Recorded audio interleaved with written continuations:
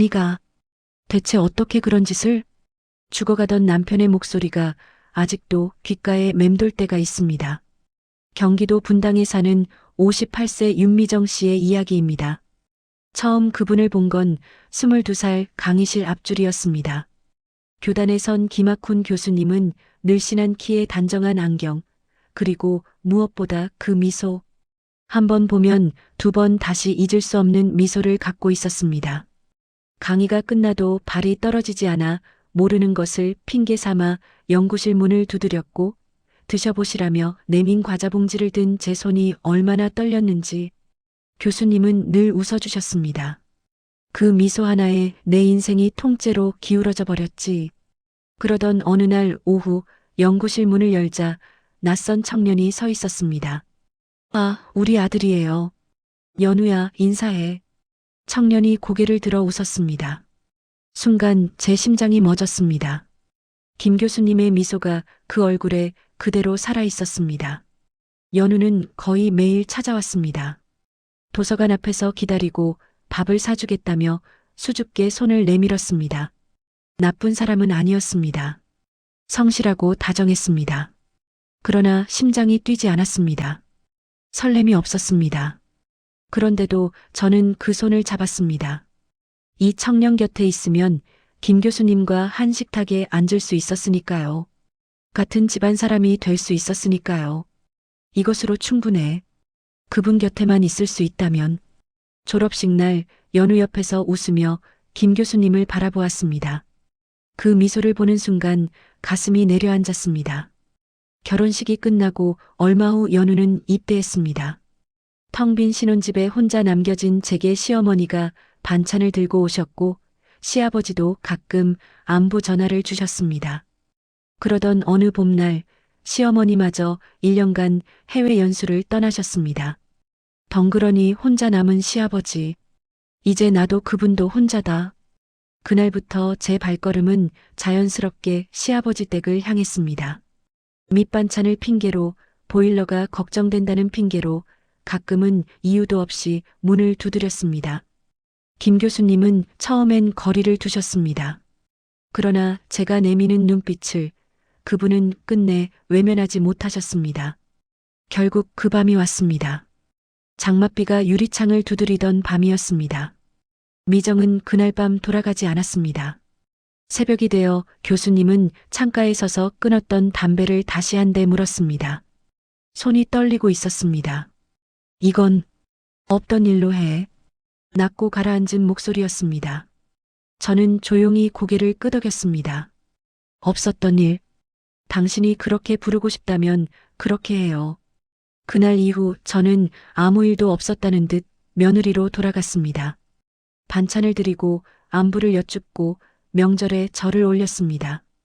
그 가면이 얼마나 완벽했는지 세상은 아무것도 눈치채지 못했습니다. 연우가 제대하고 이듬해 봄 아들이 태어났습니다. 분만실 유리창 너머로 간호사가 아이를 안고 다가왔습니다. 그 순간 심장이 멎는 것 같았습니다. 작고 붉은 얼굴 위에 익숙한 미소의 기운이 어려 있었습니다. 김 교수님의 그 미소였습니다. 당신 아이예요. 우리 아이. 눈물이 쏟아졌습니다. 연우는 자신이 휴가를 나왔을 때 생긴 아이라 믿고 자신도 감격의 눈물을 흘리며 제 손을 꼭 쥐었습니다. 김 교수님은 병원에 오셔서 아이를 안으셨습니다. 그러나 오래 바라보지 않으셨습니다. 그 뒤로 예전처럼 자주 들르지 않으셨고 오시더라도 말씀이 줄었습니다. 세월은 소리 없이 흘렀습니다. 아들은 훌쩍 자라 어른이 되었고 저와 연우는 겉으로 보면 평범한 중년 부부였습니다. 교수님은 여전히 시아버지였고 저는 여전히 며느리였습니다. 명절이면 얼굴을 뵙고 생신이면 미역국을 끓였습니다. 그 반복되는 일상 속에서 우리 둘은 단 한 번도 그 밤을 입에 올리지 않았습니다. 이렇게 살면 되는 거야. 아무 일 없었다는 듯이 이렇게 사는 게 모두를 위해서 맞는 거야. 그러던 가을 연우가 갑자기 쓰러졌습니다. 병원에서 시한부 선고가 내려지던 날 저는 처음으로 알 수 없는 것들이 무너지는 기분을 느꼈습니다. 늦은 밤 병실은 링거 소리만 가득했습니다. 연우의 호흡이 눈에 띄게 얕아지던 그 밤, 저는 차가운 손을 꼭 잡고 천천히 입을 열었습니다. 한마디, 한마디가 30년을 건너 나왔습니다.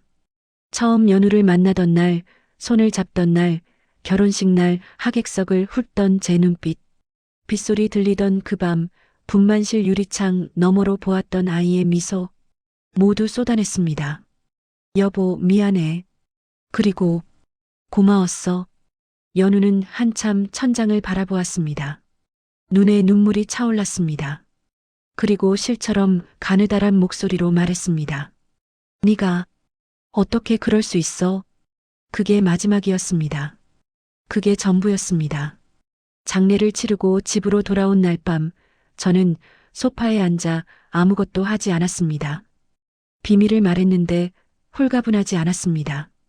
오히려 연우의 빈자리가 예상보다 훨씬 크고 깊었습니다. 30년을 함께 밥을 먹고 잠을 자고 같은 이불을 덮었던 사람, 그 무게를 미처 몰랐습니다. 내가 진짜 사랑한 게 정말 교수님이었을까? 아니면 연우였을까? 그 고백을 꺼냈어야 했는지 이제는 알 수 없었습니다. 다음 날 아들이 찾아와 웃었습니다. 교수님과 연우의 미소였습니다. 저는 그 미소를 바라보다 천천히 눈을 감았습니다. 비밀은 연우와 함께 땅속으로 갔지만 허전함은 어디로도 가지 않았습니다. 미정 씨의 이야기 어떻게 느끼셨나요? 사랑인지 집착인지 구분하기 어려울 때가 있습니다. 그럼에도 살아내야 했던 그 시간들이 결코 헛되지 않았기를. 한때 나쁜 선택을 했던 미정 씨의 남은 날들이 조금은 가벼워지기를 바라봅니다.